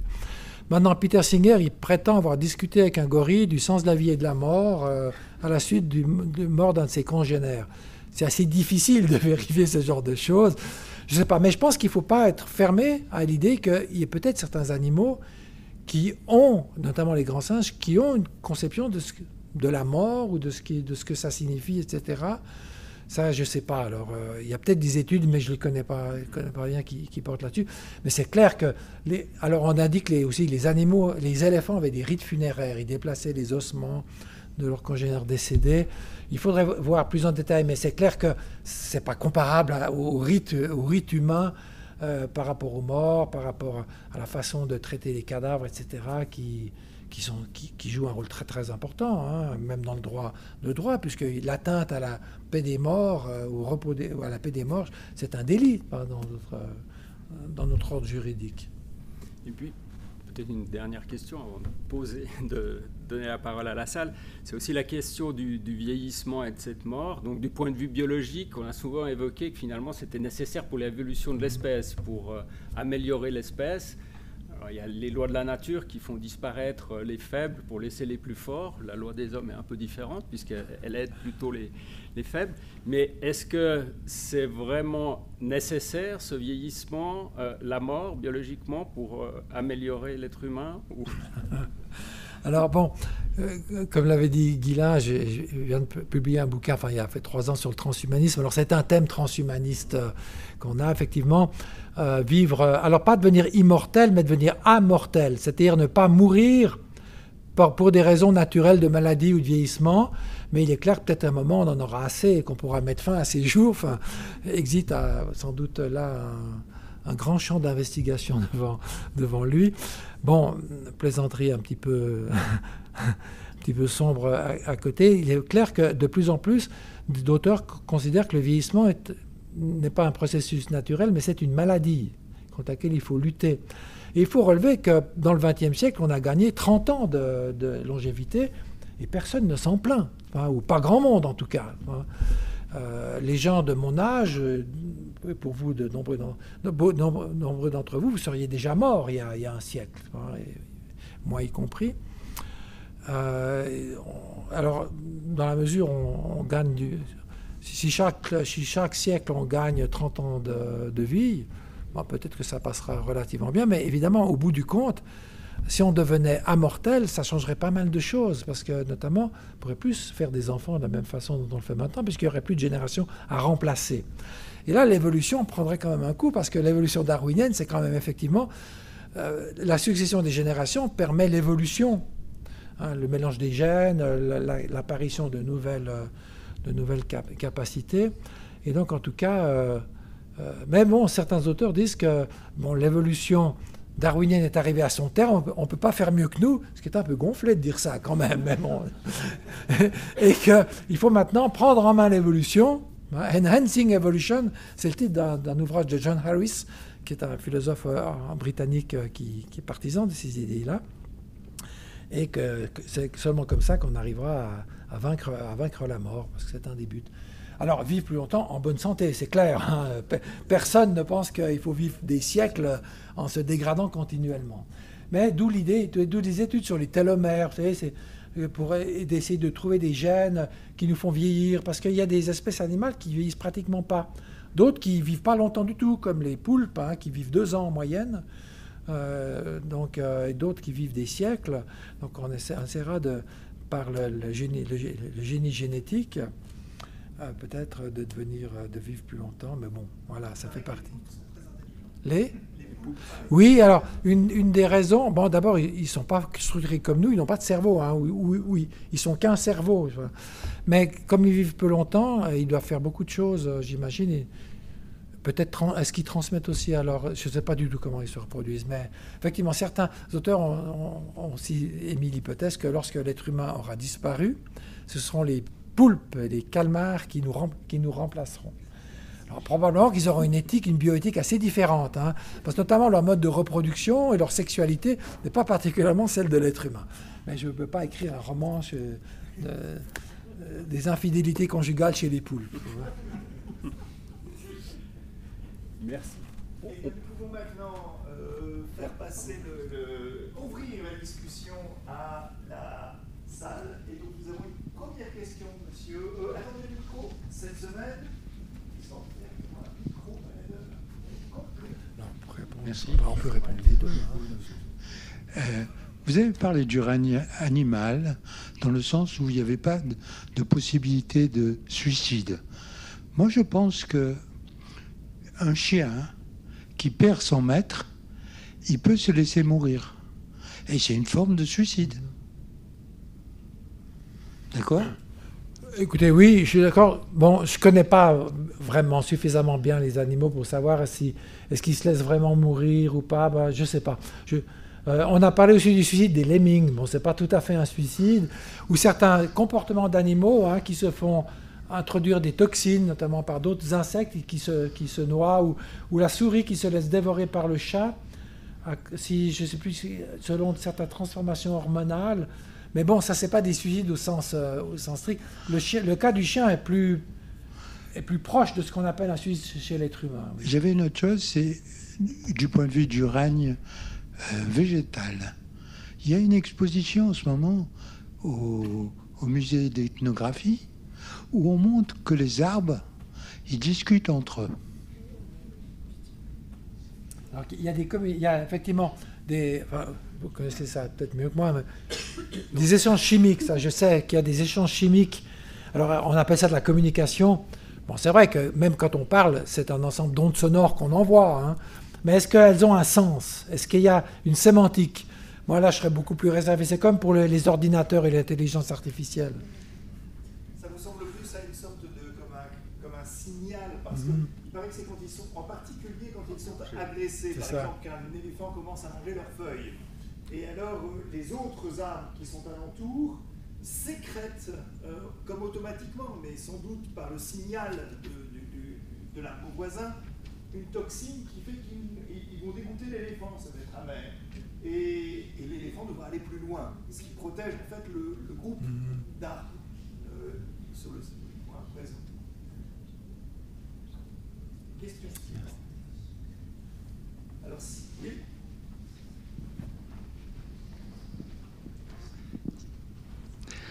Ma question, est-ce que la mort est peut-être une question de définition, parce que, en admettant que notre dépouille soit ensevelie, devienne un nutriment pour les brins d'herbe qu'il y a sur notre tombe, soit à son tour mangé par une vache, il y a un continuum quand même de molécules qui nous constituent en tant qu'être vivant dans un nouvel être vivant. Et est-ce que ce n'est pas une chaîne ininterrompue de vivants finalement qui se transforme et donc voilà ma question. Juste, Diderot avait déjà dit vivant j'existe en masse, mort j'existe en morceaux. Hein. C'est une idée effectivement qui est développée, en tout cas au 18, peut-être même avant.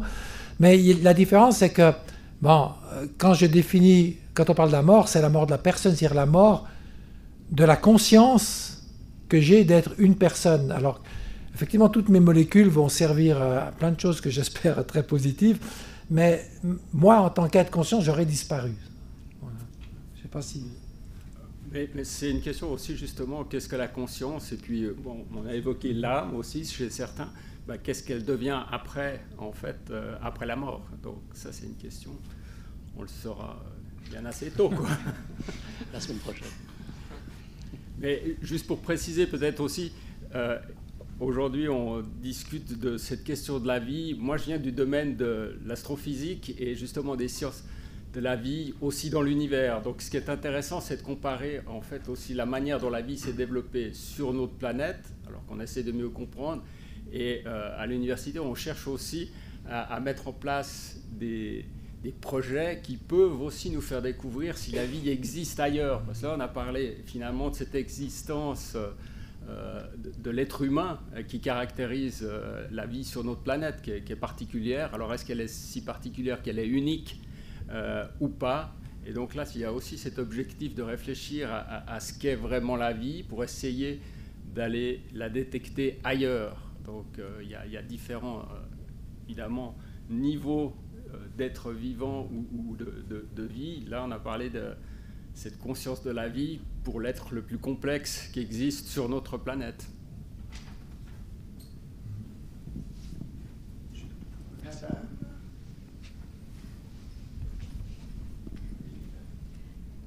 Merci. J'ai été frappée par ce que vous avez dit tout à fait à la fin sur l'évaluation de la mort cérébrale dans le cas des greffes.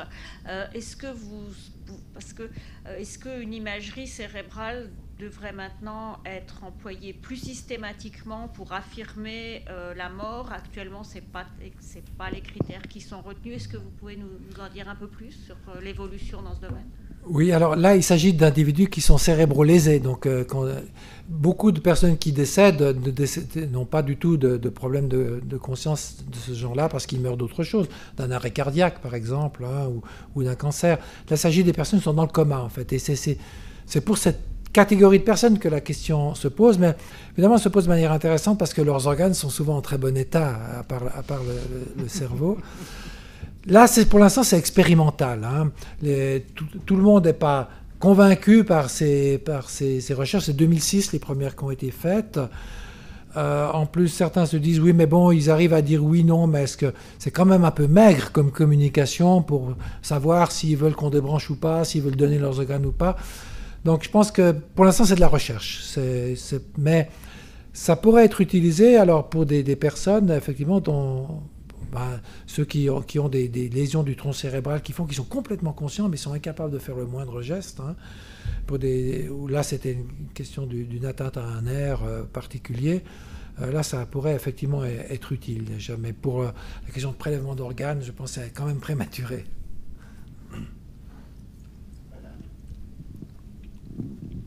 Bonjour, merci. C'est par rapport aussi à monsieur qui est en astrophysique.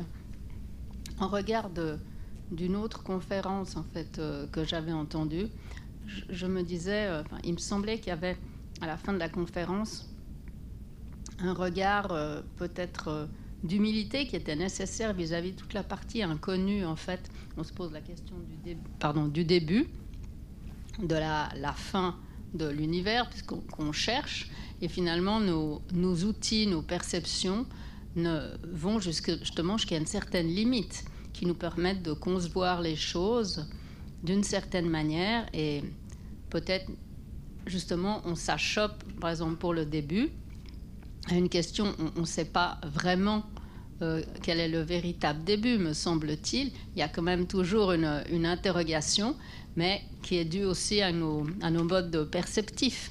Peut-être que dans X temps, je ne sais pas, l'homme sera capable de voir au-delà du champ habituel ou même celui que certaines personnes arrivent à dépasser, et que peut-être les limites seront toujours repassées, enfin toujours dépassées, excusez-moi.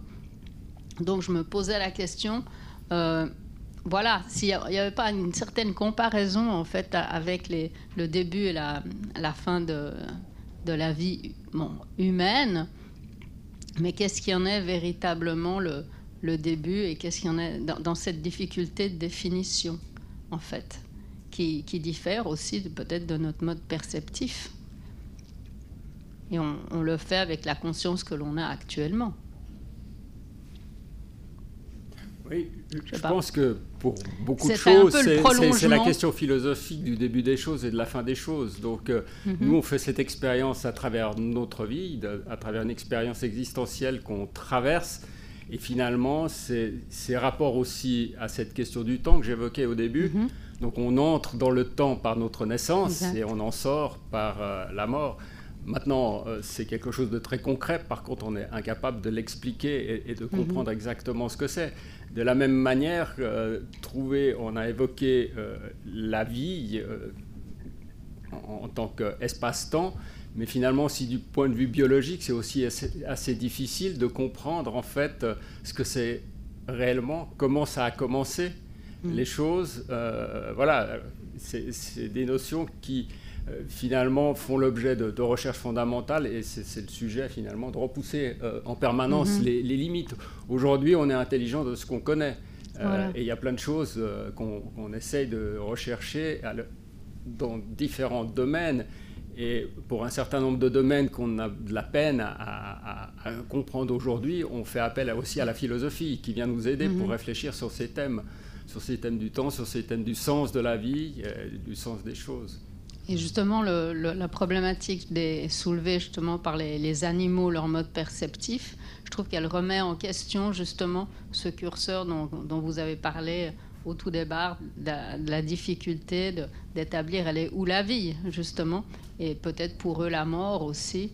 Donc pour nous, jusqu'à quel point on en est proche, on en est loin, en fait, par rapport à eux. C'est un peu le prolongement, je trouve. Merci. Oui, peut-être vous vouliez aussi peut-être poser la question des états de conscience atypiques. Alors qu'il y a ces expériences d'approche de la mort, où il y a aussi une discipline qui s'appelle la neurothéologie, qui essaie d'étudier avec des appareillages de résonance magnétique. Alors des moines bouddhistes, ils ont fait avec des nonnes aussi franciscaines, voir ce qui se passe dans leur tête quand ils ont des expériences plus ou moins mystiques. Alors bon, c'est toujours notre cerveau qu'on observe. Hein, c'est-à-dire qu'une expérience qui est bien incarnée quelque part, voilà, il y a des recherches là-dessus, mais je ne pense pas que ça va nous permettre d'aller au-delà des modes de perception habituels.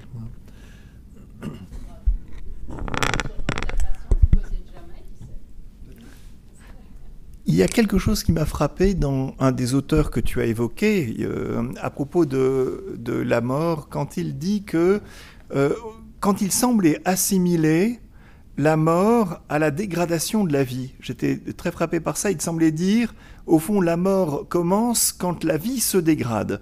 Et j'étais un peu surpris parce qu'au fond, s'il y a bien une question de limite, là où se joue la limite, c'est la vie et la mort. Et je ne comprenais pas bien parce que, au fond, le vieillissement de tout organisme biologique est associé à une forme de programmation. À un moment donné, les cellules ne se reproduisent plus avec la même qualité et petit à petit, l'organisme s'abîme, vieillit. S'il est dans de très bonnes conditions et un très bon environnement, il peut durer plus longtemps. Mais au fond, je ne vois pas où est la mort là-dedans. À mes yeux, la mort est vraiment la cessation de la vie. C'est-à-dire ce petit accident, cette petite chose qui se produit, quelle qu'elle soit, qui fait que... Alors, ça peut être une chose terrible si on est écrasé par un bloc de béton. Hein, je veux dire, c'est pas un petit accident, ça vous écrase d'un coup. Mais il se passe quelque chose qui fait qu'on change radicalement de statut. C'est-à-dire qu'on passe d'une existence consciente, temporelle, qui perçoit le monde, à un souvenir dans la tête des autres, et pour un croyant, à l'accueil en Dieu. Mais je ne comprends pas ce que voulait dire cet Américain dans cette espèce... Je crois que c'était un Américain, mais je me trompe peut-être. Mais cet auteur... dans cette espèce de mélange, enfin de symbiose qui constituait entre la vie et la mort. Bon, on pourrait dire que tout événement naturel est un processus. Même quand si je reçois un bloc de béton sur la tête, ça dure un petit moment. Alors, est-ce que la mort dure ou pas? Personnellement, personne n'est venu nous raconter, ou les gens qui sont venus nous raconter ne sont pas morts. Mais d'après ce qu'on sait, on sait qu'il y a des sécrétions d'endorphines, enfin toute une série de choses qui font que ce processus dure. Alors, on peut à partir de là étendre l'idée et se dire que dans le fond, vers la fin, quand tout devient difficile, c'est une forme de mort qui s'installe. C'est un peu métaphorique, je dirais, plutôt. Ouais. Parce qu'effectivement, sinon, si on pense à la mort comme la cessation de la personne, c'est au moment où la conscience disparaît. Et ça, même si ça prend un petit moment, c'est quand même un événement quasiment instantané. Hein. Oui.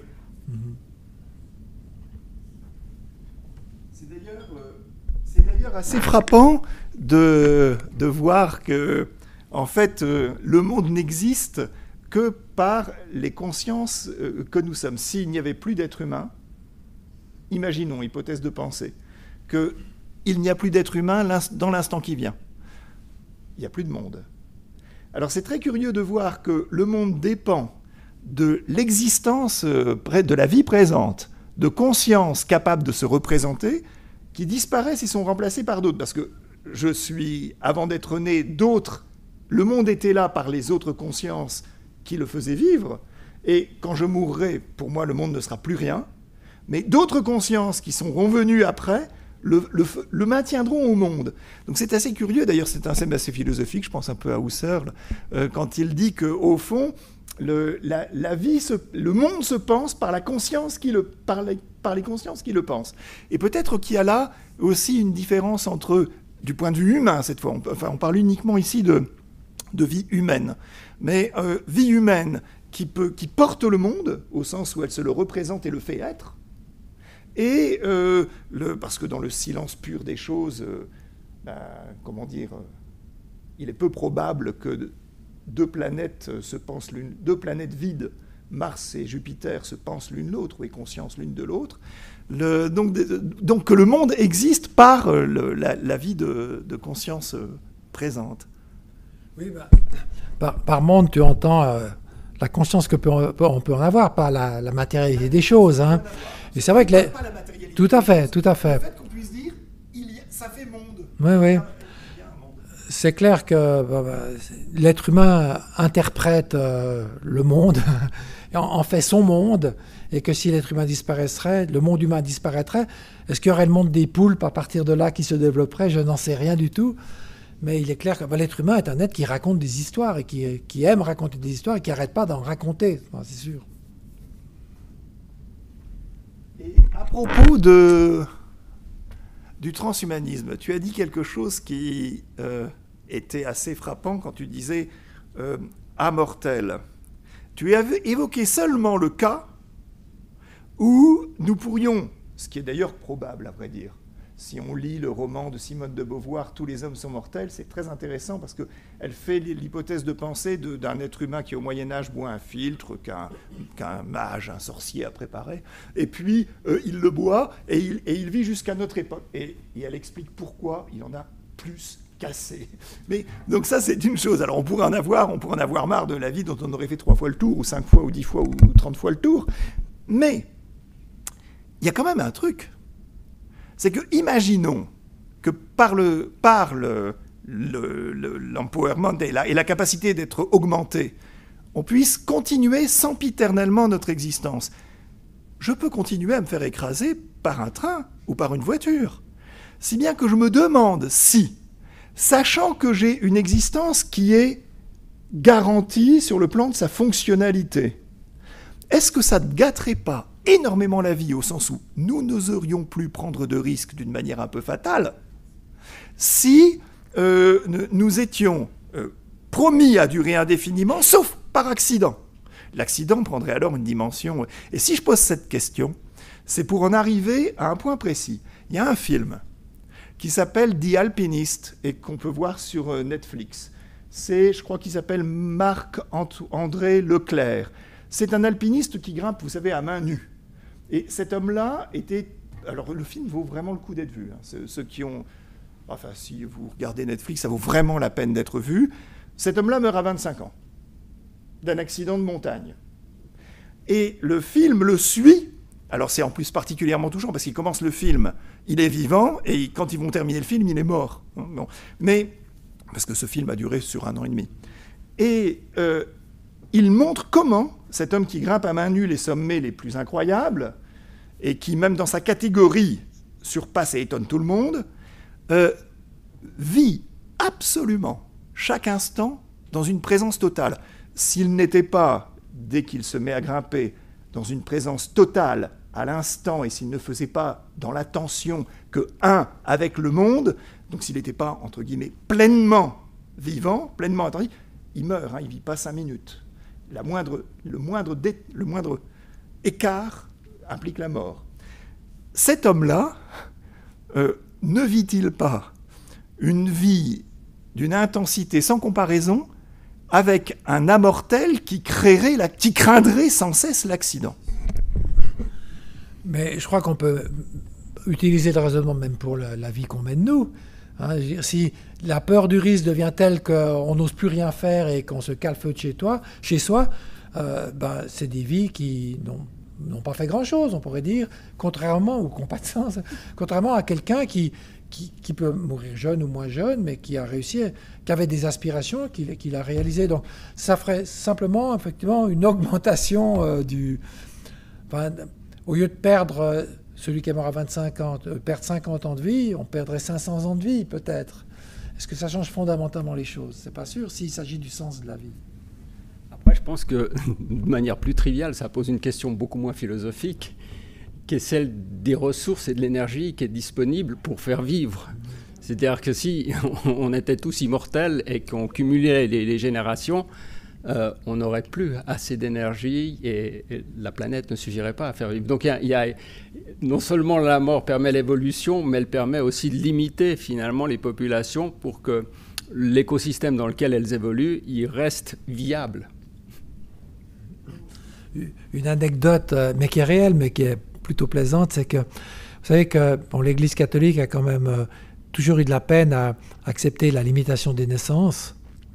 Et dans les années 60, ils avaient ouvert un bureau pour l'émigration sur d'autres planètes.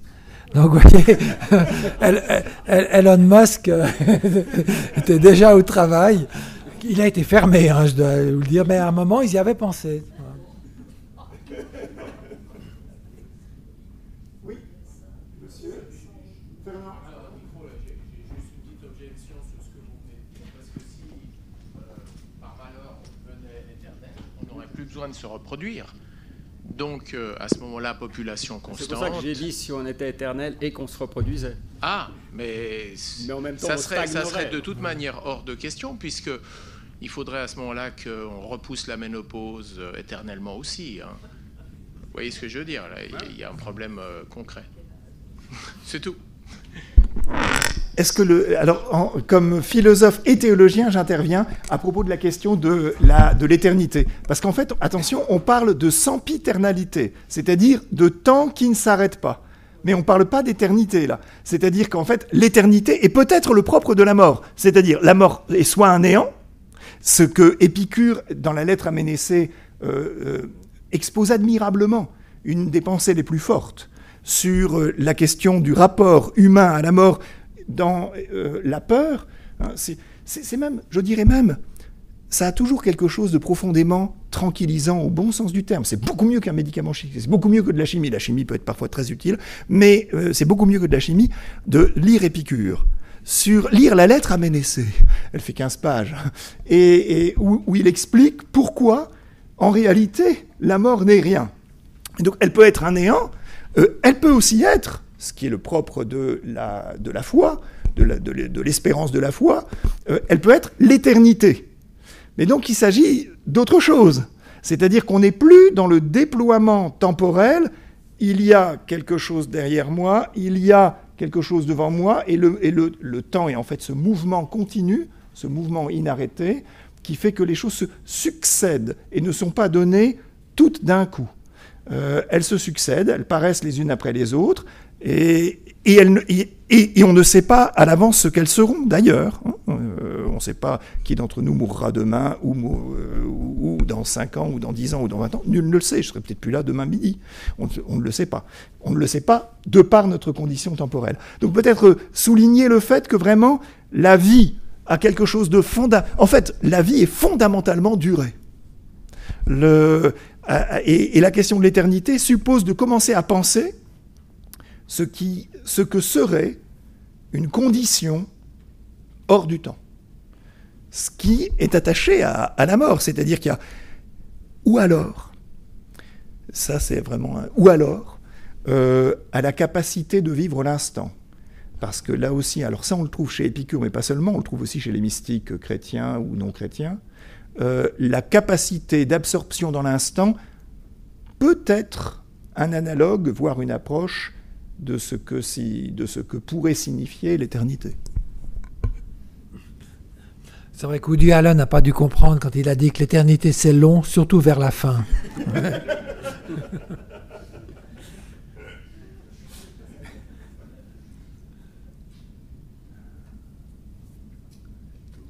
Avons-nous une dernière question? Eh bien, il nous reste... Oui, voilà.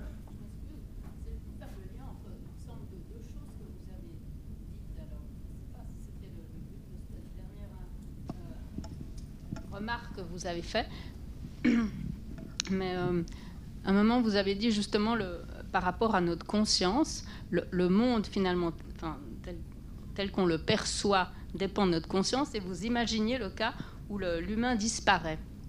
Oui. Voilà, ça je trouvais très intéressant parce qu'on se dit finalement, est-ce que comme certains l'envisagent, notre conscience est un miroir finalement qui permet le déploiement d'une vision, entre guillemets, hein, c'est un pauvre mot, de ce qui existe. Si ce miroir disparaît, donc l'image disparaît. Et à ce moment-là, on en revient avec votre problème de la conscience du temps, dans le sens que peut-être cette vision qui se déploie en tant que miroir se passe dans un espace-temps, ouais. Et donc une fois qu'elle n'est plus... Ouais. On arrive à l'autre espace-temps dont vous parlez. Oui, vous dites... au sans-espace dont vous parlez. Oui, plutôt. Vous dites miroir. Si vous dites miroir, vous voyez, le miroir reflète le bon miroir, c'est celui qui reflète, pas abîmé, il reflète fidèlement ce qui se présente devant lui. C'est pas notre cas à nous, et c'est ce que disait tout à l'heure Bernard, c'est-à-dire qu'au fond, tous les animaux qui ont un organisme nerveux central, mais même, bon, mais on va se contenter d'eux, ont une représentation monde. Simplement, comme ils n'ont pas le langage, ça ne fait pas unité. Mais en fait, en réalité, c'est le monde, tel qu'on en parlait tout à l'heure, hein, c'est la représentation que nous en avons. C'est d'abord la représentation que nous en avons. Et ce qui est assez fabuleux, c'est qu'elle évolue d'époque en époque. C'est-à-dire que le monde, au sens... le monde, pour quelqu'un de l'époque néolithique, qu'est-ce que c'est ? On serait très surpris. Ce serait certainement très, très différent. Et ceux qui, s'il y a des êtres humains en 2500 ou en 3000, quelle sera leur représentation du monde ? Elle sera certainement décalée par rapport à la nôtre. Si bien que le monde, ce qu'on appelle le monde, n'est jamais que représentation, mais pas gratuite. C'est-à-dire que c'est pas non plus une pure fantasmagorie qu'on sort de notre esprit sans qu'il y ait de rapport à quoi que ce soit, n'est-ce pas ? Mais au fond, c'est une représentation. C'est Schopenhauer, je crois, qui a écrit un bouquin, Le monde comme représentation. Volonté et représentation, oui. Bon, il y a des vieux débats, mais ça, c'est de l'histoire de la philo, pour savoir si le monde est créé par la conscience ou c'est la conscience qui crée le monde. Hein. Voilà, c'est des débats au XVIIe siècle, après Descartes, quoi, surtout. Hein. C'est ça. Donc, c'est pas... On pense spontanément, c'est normal, que le monde que je vois, c'est un miroir, je le vois tel qu'il est. En réalité, tu te rappelles notre entretien, le monde, je le vois tel qu'il est. Et non, on ne voit pas tel qu'il est. Il est, pour nous, en fait, il est tel que nous le percevons. Qu'est-il foncièrement ? Nous ne le savons pas. On voit bien la limite de la... Et alors là, on est aux limites de notre propre pouvoir de comprendre. On revient aux limites de nos capteurs, hein, qui sont nos yeux et notre cerveau qui analyse les signaux qu'il reçoit et qui définit le modèle du monde dans lequel on évolue. Mais vous, les astrophysiciens, vous êtes capables d'aller un peu au-delà avec les radiotélescopes. Vous transformez des ondes radio en couleurs. Bon, ça c'est relativement basique, c'est-à-dire qu'on transforme un signal qui s'entend dans une autre longueur d'onde qui nous permet de la voir. Mais de la même manière, tout ce qu'on essaye de comprendre, c'est à travers une modélisation de ce qu'on observe et de créer des modèles. Ce n'est pas forcément la vérité ni la réalité. C'est de la même manière que nos yeux, notre cerveau interprètent le monde dans lequel on évolue. La manière dont on comprend aujourd'hui l'univers, il est basé sur des modèles que l'on a construits sur la base d'informations qu'on collecte grâce à différents instruments. Et comme l'a évoqué Guilain, cette vision de l'univers, qui est celle que l'on a aujourd'hui, il y a 100 ans ou il y a 50 ans, elle était différente. Parce qu'on évolue, on repousse ses limites, donc on n'est jamais vers cette vision, je dirais presque, de la réalité, mais c'est simplement nos modèles qui évoluent et puis qui permettent de satisfaire un certain nombre d'observations que l'on fait grâce aux instruments qu'on développe. Eh bien, je pense qu'il nous reste à remercier très vivement Bernard Bertschy et Stéphane Berthet pour cette soirée autour de Où commence et où finit la vie. Alors, vous savez que la semaine prochaine, c'est la semaine de lecture. Ce qui veut donc dire que tous les étudiants et tous les professeurs du matin au soir sont dans leur chambre, dans leur bibliothèque en train de lire. Donc pas de séance la semaine prochaine, mais dans 2 semaines où nous vous retrouverons avec joie. Alors là, à l'instant, Fernand, le thème de dans 2 semaines m'échappe. C'est l'intelligence artificielle. Donc la question des limites autour de l'intelligence, à propos de l'intelligence artificielle. Bonne quinzaine d'ici là.